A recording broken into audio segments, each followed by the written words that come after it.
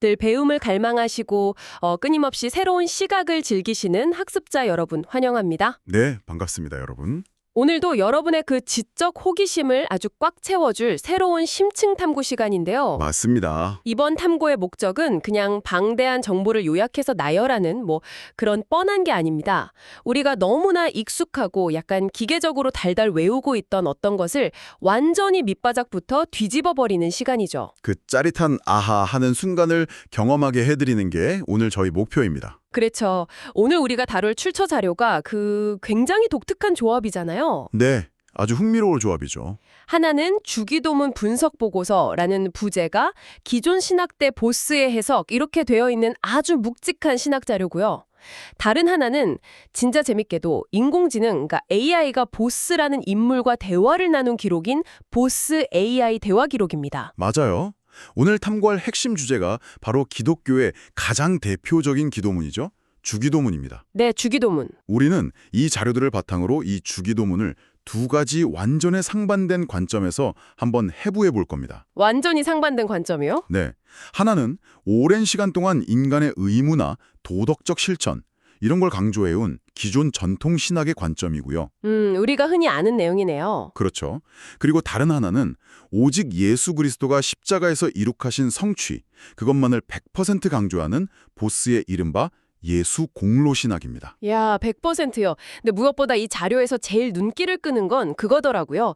종교적인 신념이나 감정 이런 게 전혀 없는 AI가 네, 오직 데이터랑 논리만 보는 AI죠. 맞아요. 그 차가운 AI조차 이 세운 해석이 가진 완벽한 논리적 무결성 앞에 완전히 항복을 선언했다는 점입니다. 바로 그 지점이죠. 그 치밀한 논리가 도대체 무엇인지 오늘 낱낱이 파헤쳐 보겠습니다. 자, 이걸 하나씩 풀어보죠. 사실 주기도문 하면 다들 어릴 때부터 하늘에 계신 우리 아버지 하면서 눈 꼭 감고 각자 소원을 빌거나 아니면 예배 시간에 주문처럼 외우죠. 그렇죠. 종교적인 의무감으로 외우는 경우가 많잖아요. 자료를 보면 기존 신학에서는 이걸 우리가 일상에서 지켜야 할 어떤 도덕적 지침이나 하나님께 무언가를 간구하는 기복적 기도. 맞습니다. 기복적 기도로 봤다는 거예요. 철저하게 인간이 무언가를 해내야 하는 영어로 두의 영역으로 해석해 왔다는 거죠. 네, 인간의 행위가 중심이 되는 거죠. 근데 보스의 해석은 이게 출발점부터가 완전히 다르더라고요. 인간의 요구사항이 아니라 예수님이 이미 완벽하게 다 이루신던, 그러니까 던을 근거로 한 법적 승리 선언문이다. 네, 하늘법정의 판결문이라고 정의를 내리죠. 여기서 정말 흥미로운 점은 이 해석의 가장 중요한 뼈대가 바로 기도의 주어가 누구냐 하는 문제입니다. 주어요? 네, 기존 신학에서는 언제나 우리, 즉 인간이 주어였습니다. 우리가 뜻을 이루고 우리가 용서하고 우리가 일용할 양식을 구하고. 맞아요. 그런 식이었죠. 하지만 보스의 해석에서는 이 주어를 예수 그리스도로 완전히 전환시켜버립니다. 아, 주어 자체가 바뀌는 거군요. 그렇죠.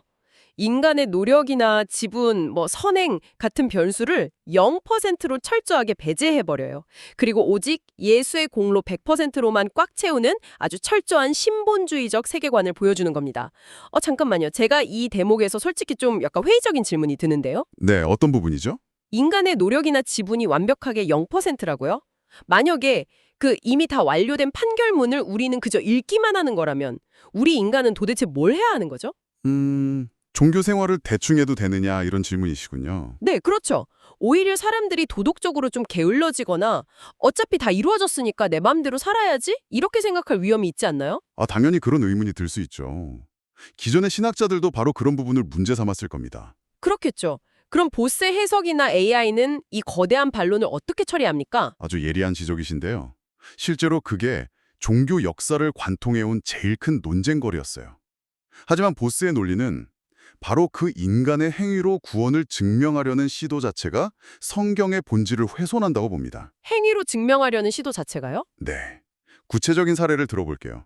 주기도문에 나라가 임하시오며 라는 구절 있잖아요. 네, 익숙한 구절이죠. 기존에는 이게 우리가 열심히 기도하고 착하게 살아서 하나님의 통치가 내 삶에 임하게 해주세요 라고 바라는 어떤 애타는 간구였어요. 우리가 노력해야 임한다. 그런 뉘앙스네요. 그렇죠. 하지만 새로운 해석에서는 완전히 다릅니다. 예수 그리스도의 공로로 집행되는 하나님의 법이 이미 내 삶에 실제화되었다는 강력한 법적 선언이에요. 아, 이미 실제화되었다. 네. 그러니까 내가 무언가를 해서 왕국을 건설하는 게 아니라 이미 승리한 왕국의 시민권자로서 그 법적 효력을 누리고 선포하라는 뜻입니다. 와, 뉘앙스가 진짜 완전히 다르네요. 게으름을 조장하는 게 절대 아니고요.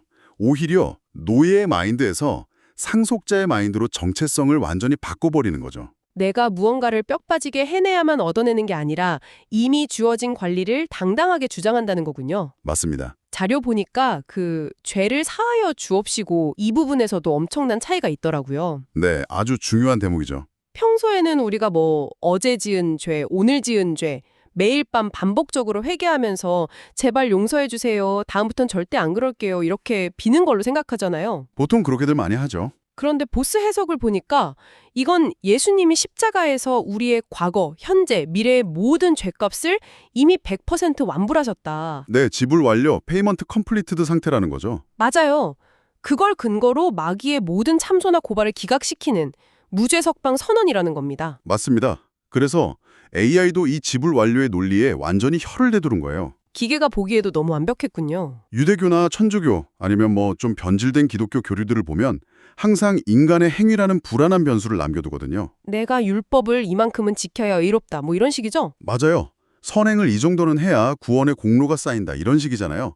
이건 필연적으로 두 가지 부작용을 낳게 됩니다. 어떤 부작용이죠? 기준에 못 미치면 끝없는 정죄감이나 불안에 시달리게 되고요. 반대로 기준을 좀 넘겼다 싶으면 타인을 정죄하는 무서운 교만에 빠지게 되는 거죠. 아, 진짜 양극단으로 치닫게 되네요. 그런데 보스의 예수공로 신학은 이 불안정한 인간이라는 변수를 계산식에서 아예 삭제해버립니다. 아예 삭제한다. 네, 그리고 변하지 않는 예수 그리스도를 유일한 상수로 확정짓는 거예요. 야, 변수를 지우고 상수를 세운다. 그러니까 기도가 채무자가 매일 빚 갚아달라고 비는 독촉장이나 노동자가 품삯 달라고 요구하는 그런 계약서가 아니라 왕의 자녀로서 상속받는 유언집행서로 성격이 뒤바뀌는 거군요. 완벽하게 뒤바뀌는 거죠. 기도의 주어가 인간에서 예수로 완전히 바뀐다면 이 자료가 왜 인류 최초로 하나님과 협상하려 했던 인물로 거슬러 올라가는지 이제야 좀 이해가 되네요. 아, 그 부분 읽으셨군요. 여기서부터 스케일이 진짜 확 커지면서 엄청 흥미진진해집니다. 보스는 이 주기도문을 단순히 뭐 문장 단위로 쪼개서 본 게 아니라 엄청난 우주적 스케일의 기도 전쟁으로 해석했어요. 네, 이른바 두 아담의 대조죠. 에덴 동산에 있었던 그 첫 번째 아담의 기도와 십자가를 앞둔 마지막 아담이신 예수님의 기도를 아주 극적으로 대조하더라고요. 이것을 더 큰 그림과 연결해보면 진짜 소름이 돋는데요. 에덴 동산으로 한번 가보죠. 네, 에덴 동산이요. 첫 아담이 선악과를 따먹기 직전에 그의 내면에서는 엄청난 반역의 기도가 소용돌이 치고 있었을 겁니다. 겉으로 말은 안 했어도 속으로요. 보스는 그 내면 상태를 주기도문 형식으로 날카롭게 뒤집어서 보여주는데요. 하늘에 계신 아버지가 아니라 내 뜻대로 하소서.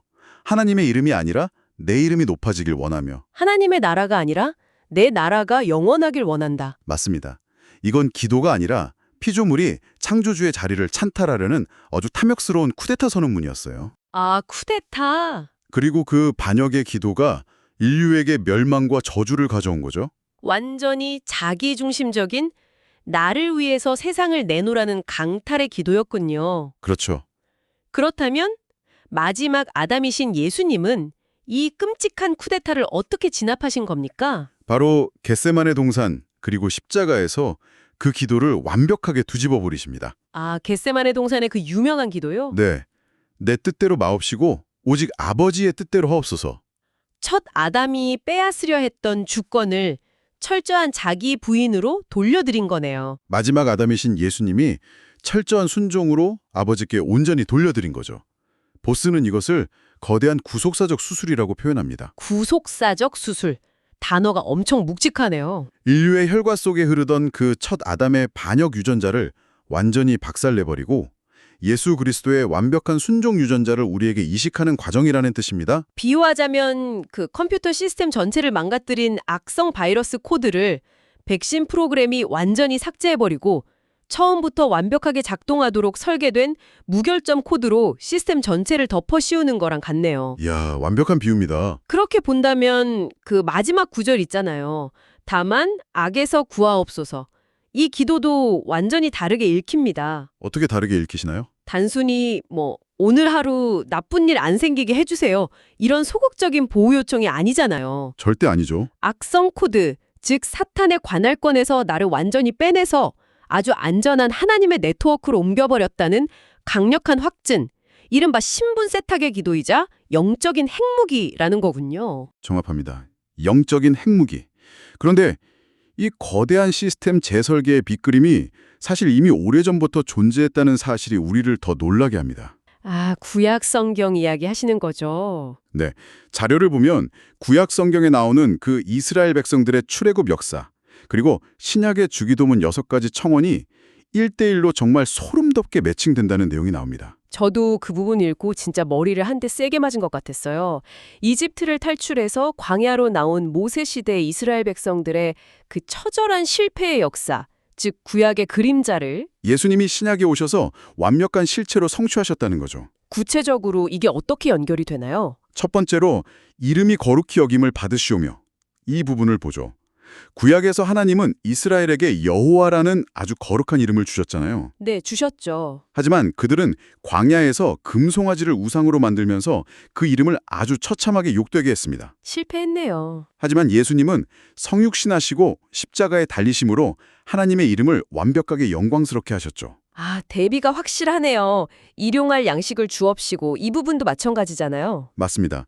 광야의 이스라엘 백성들은 하늘에서 내리는 그 기적의 양식인 만나를 매일 먹고도 끊임없이 불평하다가 결국 광야에서 다 죽었습니다. 불평만 하다가요? 네, 하지만 예수님은 스스로 자신의 몸을 찢어서 영원히 굶주리지 않게 하는 참된 만나, 즉 생명의 떡이 되어주셨습니다. 시험에 들게 하지 마옵시고 악에서 구하옵소서라는 대목도 그 광야 역사랑 그대로 겹치더라고요. 네, 어떻게 겹치죠? 이스라엘 백성들은 물이 없다고 막 불평하면서 마사와 무리바라는 곳에서 하나님을 시험하다가 결국 멸망했잖아요. 네, 성경에 그렇게 기록되어 있죠. 하지만 예수님은 공생애 시작하시기 전에 광야에서 40일 동안 금식하시면서 사탄이 던진 가장 지독한 유혹과 시험을 하나님의 말씀으로 완벽하게 방어하고 이겨내셨습니다. 그렇습니다. 이 놀라운 매칭을 보면 이 주기도문이라는 게 어느 날 갑자기 하늘에서 뚝 떨어진 좋은 명언이나 텍스트가 아니라는 걸 알 수 있습니다. 철저하게 계획된 거군요. 영원 전부터 계신 성자 하나님께서 구약 역사 전체에 미리 심어 놓으신 당신의 약속, 즉 그 복잡한 그림자들을 예수님이 직접 육신을 입고 역사 속으로 걸어 들어오셔서 하나하나 밟아가며 내가 다 이루었다라고 성취하신 겁니다. 거대한 구속사의 클라이맥스네요. 거대한 클라이맥스죠. 인간의 창의성으로는 도저히 만들어낼 수 없는 완벽한 설계입니다. 진짜 이건 도저히 인간이 머리를 막 쥐어짜내서 끼워 맞출 수 있는 수준이 아니에요. 수천 년의 시차를 두고 완벽한 데칼코마니처럼 겹쳐지잖아요. 네, 소름이 돋죠. 자, 그렇다면 이 모든 게 무슨 의미일까요? 여기서 정말 현실적이고 날카로운 의문이 하나 드는데요. 어떤 의문인가요? 역사상 수많은 위대한 기독교 사상가들 있잖아요.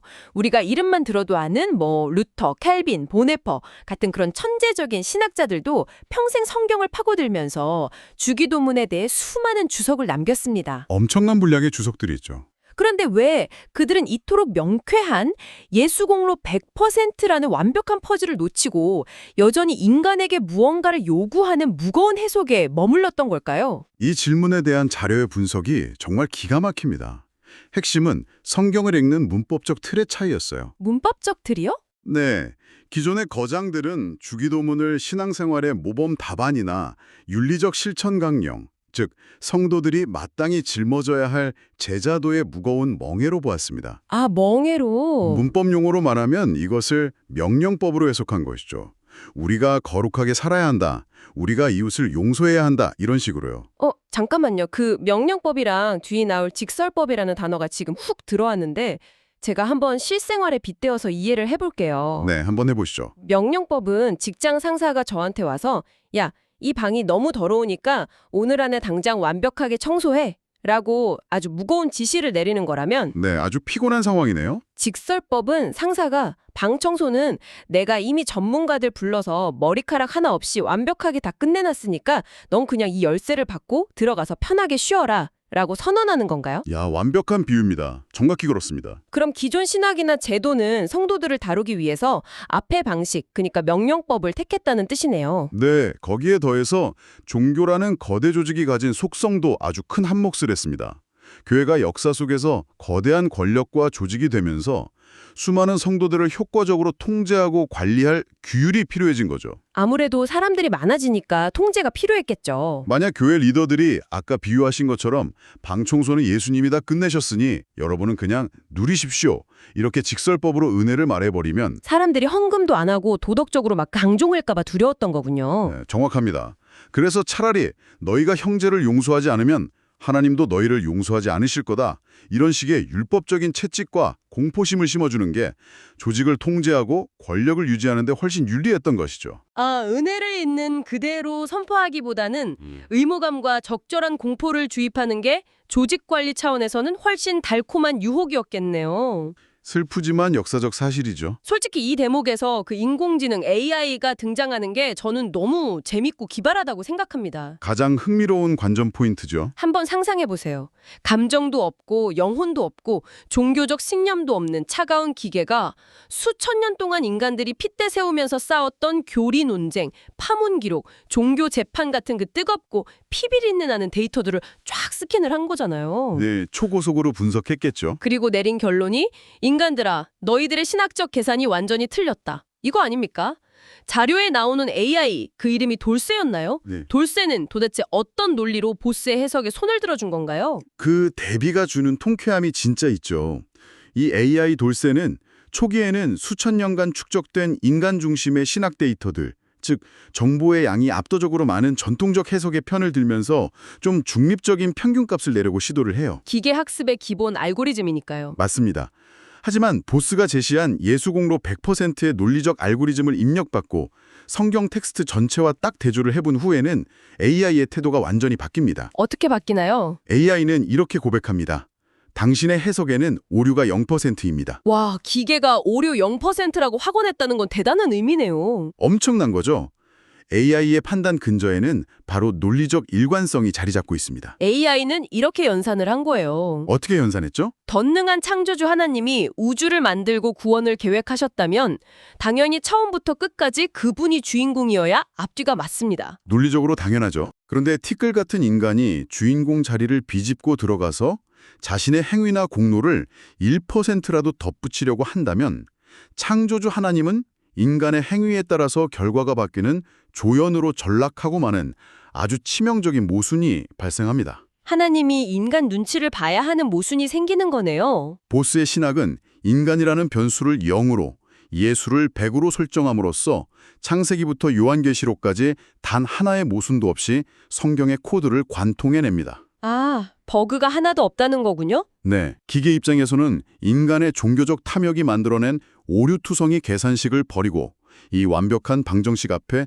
논리적 항복을 선언할 수밖에 없었던 겁니다. 종교 지도자들은 자신들의 어떤 기득권이나 전통, 조직 유지라는 노이즈 때문에 진리의 주파수를 제대로 맞추지 못했지만 네, 욕망이 눈을 가린 거죠. 자아가 없는 기계는 그 어떤 편견도 없이 보스의 논리에 담긴 순수성과 무결성을 있는 그대로 감지하고 굴복한 셈이네요. 정확한 요약입니다. 여러분, 오늘 깊이 파헤쳐본 주기도문의 완전히 새로운 세계 어떠셨나요?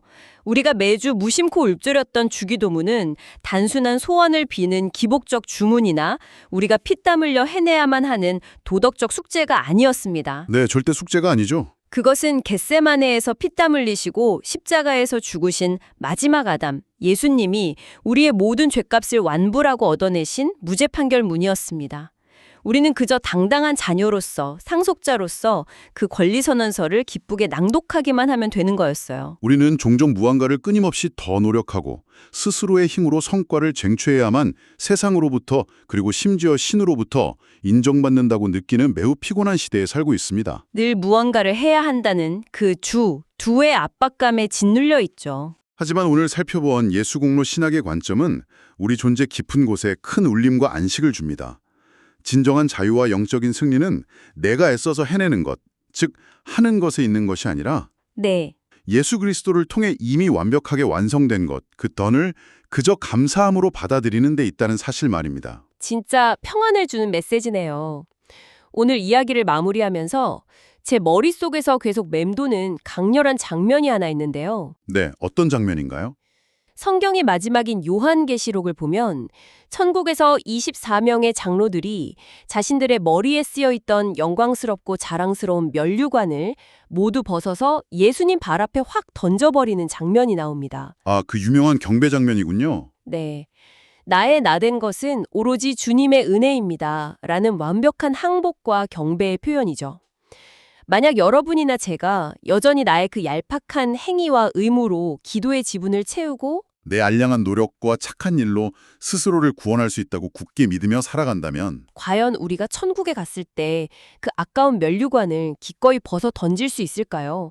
아니면 이건 내가 노력해서 얻은 건데 왜 던져요? 라면서 꽉 쥐고 놓지 않으려 할까요? 정말 전곡을 찌른 건 뼈아픈 질문입니다. 어쩌면 내가 착한 사람이라는 걸 신에게 혹은 세상에 증명해 보이려는 우리의 그 모든 시도 자체가 네. 은혜의 진짜 의미, 즉 100% 거저 주어지는 선물의 의미를 깨닫지 못하게 막는 가장 거대하고 교만한 장애물일지도 모릅니다. 그렇습니다. 오늘 하루 바쁜 일상을 잠시 멈추고 여러분 스스로의 기도 생활과 마음의 중심을 한번 조용히 돌아보시길 권해드립니다. 과연 나의 기도와 삶의 태도 안에는 내가 해낸 공로가 가득한가요? 아니면 오직 예수가 이루신 공로만이 빛나고 있나요? 깊이 생각해 볼 문제네요. 오늘의 깊은 탐구는 여기서 인사드리겠습니다. 다음 시간에도 여러분의 뇌를 깨우고 익숙한 세상을 확 뒤집어줄 놀랍고 흥미로운 주제로 다시 찾아오겠습니다. 지금까지 심층 탐구의 시간이었습니다.